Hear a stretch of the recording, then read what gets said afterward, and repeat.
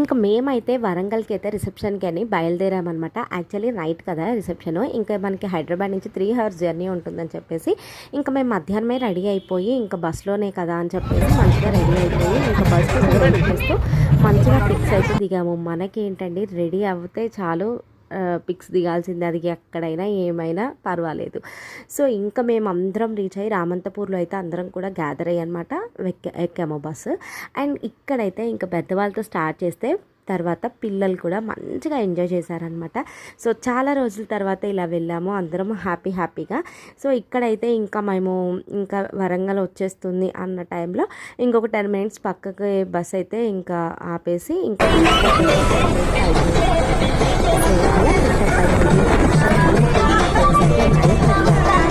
So చాలా మంచిగా హ్యాపీగా అయితే మేము రిసెప్షన్కి అయితే వెళ్ళాము. సో ఫైనల్గా రిసెప్షన్లో ఫోటో